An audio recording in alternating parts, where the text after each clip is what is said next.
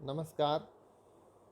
आज का हमारा टॉपिक है भारत पर मंगोल आक्रमण। मैं डॉक्टर सुखाराम सहायक आचार्य इतिहास, राजकीय डूंगर महाविद्यालय बीकानेर। भारत के इतिहास की हम बात करें तो सबसे पहले दिल्ली सल्तनत काल में हम मंगोल आक्रमणों की बात करते हैं। पहली बार इल्तुतमिश के समय में मंगोल आक्रमणों का खतरा उत्पन्न हो गया था। सबसे पहले 1221 ईस्वी में दिल्ली सल्तनत की उत्तर पश्चिमी सीमाओं पर तिमुजिन के नेतृत्व में, जो कि चंगेज खान के नाम से प्रसिद्ध था, मंगोलों का एक खतरा उपस्थित हुआ। चंगेज खान के नेतृत्व में तारतारी के पठारों से निकलकर मंगोलों ने ख्वारिज्म के राज्य को तहस नहस कर डाला और उस पर अधिकार कर लिया। ख्वारिज्म के शाह ने तो भागकर कैस्पियन तट पर शरण ली, किंतु उसका युवराज जलालुद्दीन बकबरनी भागकर पंजाब की तरफ आया और 1221 ईस्वी में उसने इल्तुतमिश से भारत में शरण मांगी और इसी का पीछा करता हुआ चंगेज खान सिंधु नदी के तट पर आ गया था। लेकिन इल्तुतमिश ने अपनी चतुराई से इसको भारत में शरण देने से मना कर दिया और 1224 ईस्वी तक जलालुद्दीन बकबरनी सिंधु और उसके आसपास के क्षेत्रों में रहा। लेकिन जब चंगेज खान वापस लौट गया तो 1224 ईस्वी में बकबरनी भी वापस अपने देश ख्वारिज्म की तरफ लौट गया था।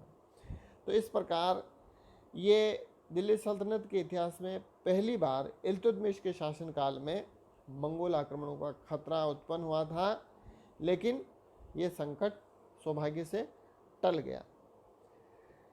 इल्तुतमिश के पश्चात बलबन के समय में भी मंगोल आक्रमणों का खतरा बना रहा। अतः बलबन ने इन मंगोल आक्रमणों से और अपने उत्तर पश्चिमी सीमा की रक्षा के लिए कई उपाय किए, जिनमें उसने अपने सीमांत प्रदेशों में कई किलों का निर्माण करवाया और वहाँ पर बड़ी संख्या में सैनिकों को नियुक्त किया गया। इसके अलावा बलबन ने अपने चचेरे भाई शेर खान को वहाँ पे नियुक्त किया, जिसने बड़ी वीरता के साथ उत्तर पश्चिमी सीमाओं की रक्षा की। शेर खान की मृत्यु के बाद बलबन ने सीमा को दो भागों में बांट करके अपने दो पुत्रों मोहम्मद खान और बुगरा खान को नियुक्त किया और इसके अलावा बलबन स्वयं 30,000 घुड़सवार सेना के साथ दिल्ली में इन लोगों की सहायता के लिए हमेशा तैयार रहता था। कहते हैं कि मंगोल आक्रमणों के खतरे को देखते हुए ही बलबन ने अपने राज्य विस्तार की तरफ ध्यान नहीं दिया। लेकिन इसके बावजूद भी 1285 ईस्वी में मंगोल नेता तैमूर खान के नेतृत्व में एक आक्रमण हुआ, जिसमें बलबन का पुत्र मोहम्मद खान मारा गया, लेकिन इस आक्रमण को विफल कर दिया गया। 1291-92 में मंगोल नेता अब्दुल्ला खान के नेतृत्व में दिल्ली में आक्रमण किया गया, लेकिन इसे जलालुद्दीन खिलजी ने असफल कर दिया और इसी सेना के साथ आया हुआ एक सेनापति उल्गू खान के नेतृत्व में कुछ मंगोल दिल्ली में बस गए, जिन्होंने इस्लाम धर्म को ग्रहण कर लिया, जिनको इतिहास में नवीन मुसलमान के नाम से जाना जाता है। अलाउद्दीन खिलजी के समय में सर्वाधिक 6 बार मंगोल आक्रमण हुए हैं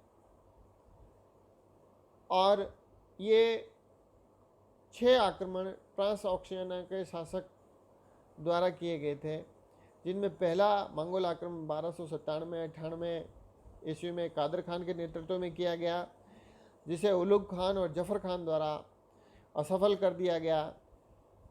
दूसरा मंगोल आक्रमण 1299 ईस्वी में साल्दी बेग के नेतृत्व में किया गया, इसे भी जफर खान द्वारा विफल कर दिया गया।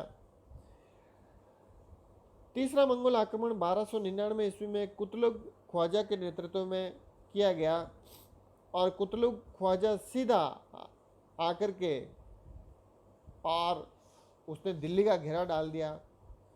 लेकिन जफर खान ने इस आक्रमण को तो विफल कर दिया, लेकिन इस लड़ाई में लड़ते हुए जफर खान की मृत्यु हो गई।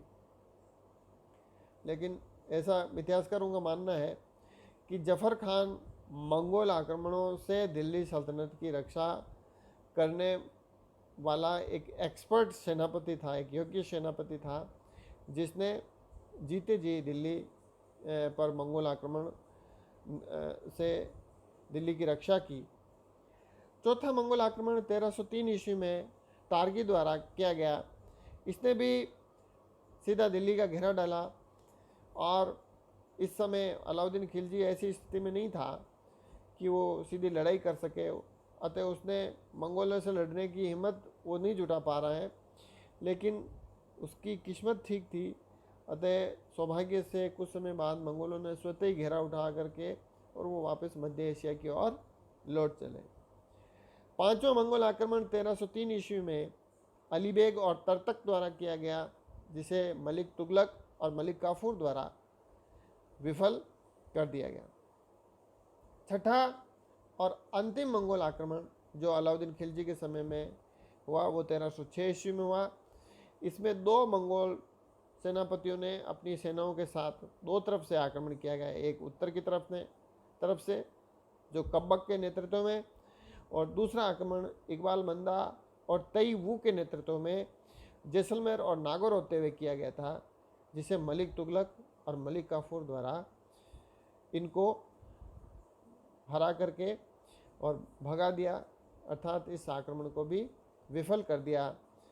और तत्पश्चात दिल्ली सल्तनत में होने वाला अंतिम आक्रमण 1327 ईस्वी में मोहम्मद बिन तुगलक के समय में हुआ, जो ट्रांसऑक्शियाना के मंगोल शासक तर्माशिरीन द्वारा किया गया। कहते हैं कि सुल्तान ने इससे कोई युद्ध नहीं किया और इसे धन दे करके और इसे वापस लौटा दिया। 1327 के बाद में किसी भी प्रकार का कोई मंगोल आक्रमण दिल्ली पर नहीं हुआ, लेकिन इल्तुतमिश से लेकर के मोहम्मद बिन तुगलक तक हुए इन सभी मंगोल आक्रमणों से दिल्ली सुल्तानों ने अपने राज्य की रक्षा की